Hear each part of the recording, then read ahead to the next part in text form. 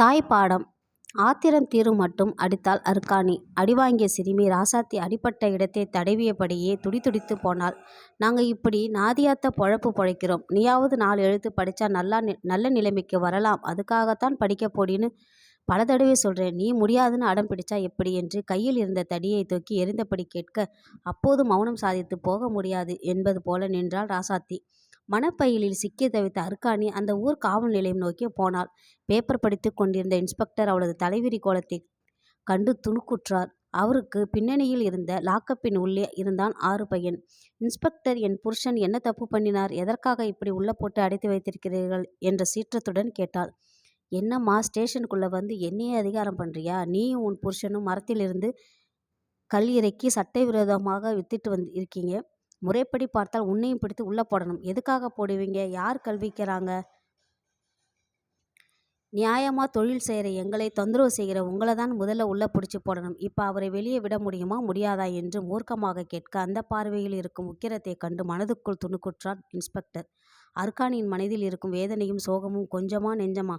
அவரது கணவன் 6 பையன் மரமேறி பதனி இறக்குவான். பதனியை சேர்த்து பதங்காய்ச்சி வெல்லம் எடுப்பாள்.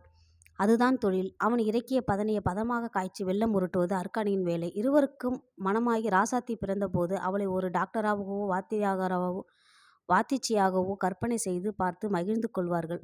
அவளும் வளர்ந்து முதலாக பள்ளியில் விட்டபோது அப்போதே தன் மகள் டாக்டர் ஆகிவிட்ட பூரிப்பை இருவரும் அடைந்தனர். வழக்கமாக மரம் ஏறி இறங்கி பதனியை சூடு குடுவையிலிருந்து பாத்திரத்தில் ஊற்றினான் 6 பையன். அப்போது இன்ஸ்பெக்டர் இன்னும் சில கான்ஸ்டபிள்களும் தூரத்தில் இருந்தபடியே இவர்களை நோக்கி எதையோ பேசிக்கொண்டனர். விவரம் இதுதான். ஏர்மாபாளையம் பாறை காட்டை தாண்டி தென்புறம் இருந்த பனஞ்சாரிகளில் கல்முட்டிகள் கட்டப்பட்டு இருந்தன. வடப்புறத்திலோ பதனி இறக்கி வெல்லம் காய்ச்சி பிழைப்பு நடத்தி கொண்டிருந்தனர் 6 பையனும் அருக்காணியும். கல் விற்பனை செய்யும் பலரிடமும் மாமூல் கிடைத்தது. நியாயமாக தொழில் செய்து கொண்டிருந்த 6 பையனுக்கும் காடையப்பனுக்கும் ஆகாது. மாமூல் கொடுக்கிற உரிமையில் இன்ஸ்பெக்டரிடம் சொல்லிக் கொடுத்து 6 பையனுக்கு இடையூறு செய்யவே தூண்டிவிட்டான் காடையப்பன். அவர்களை நெருங்கி இது என்ன என்றார் இன்ஸ்பெக்டர். பதனிங்க என்று உள்ளுக்குள் உதறியபடி பணிவாக சொன்னான் 6 பையன். குடுவையை வாங்கி முகர்ந்து பார்த்த இன்ஸ்பெக்டர், கல்லு வாடை வீசுது. கல்லை இறக்கி வித்துட்டு போய் சொல்றியா? திடீர் அதிர்ச்சியில் என்ன செய்வது என்று தெரியவில்லை அவளுக்கு. ஒரு இரவு போவதே நரகமாக இருந்தது. விடிந்தரும் ராசாத்தியை குளிக்க வைத்து பள்ளிக்கு அனுப்பினால் முரண்டு பிடிக்கிறாள். ஏற்கனவே கணவனை பறிகொடுத்த அவளுக்கு ராசாத்தி முரண்டு சரியான ஆத்திரத்தை மூட்டவே எற்கண் கோலை எடுத்து விளாசி தள்ளினாள். நேராக காவல் நிலையம் வந்து இன்ஸ்பெக்டரை பார்த்து அவரிடம் கேட்ட கேள்விதான், இப்போ அவரை வெளியே விட முடியுமா முடியாதா என்பது. விடலைனா என்ன செய்வ என்றார் இன்ஸ்பெக்டர். இதை பாருங்க, நாங்கள் தப்பு தண்டா செய்யாதவர்கள் நியாயமாக பிழைக்கிறவங்களை அநியாயமாக தண்டிக்கிறது கொஞ்சமும் தர்மம் இல்லை. நாங்கள் எப்படிப்பட்டவங்கன்னு ஊருக்கே தெரியும். ஊரெல்லாம் சேர்ந்து நாங்கள் நல்லவங்கன்னு எழுதி கொடுத்த மனு என் கையில் இருக்கு.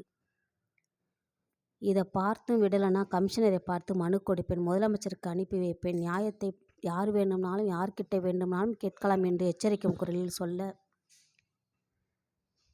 இன்ஸ்பெக்டர் முற்போக்கான ஒரு பாமர பெண்ணை முதலால் பார்க்கும் அதிர்ச்சியில் 6 பையனை விடுவிக்க அருக்காணிக்கு தெரியாமல் அவளை பின்தொடர்ந்து வந்த சிறுமி ராசாத்தி தன் தாயின் முழங்கால்களை கட்டி கொண்டு, அம்மா, நான் இனிமேல் தவறாமல் ஸ்கூலுக்கு போவேன். நான் படித்து வக்கீலாகி உன்னாட்டமே தைரியமாக வீரமாக வாதம் பண்ணுவேன். நியாயம் கேட்பேன் என்று கண்கள் சுடர்விட சொல்ல ராசாத்தியை தூக்கி உச்சி முகர்ந்தாள் அருக்காணி. துளும்பியது அவள் கண்கள் மட்டுமல்ல இன்ஸ்பெக்டரின் கண்களும் தான்.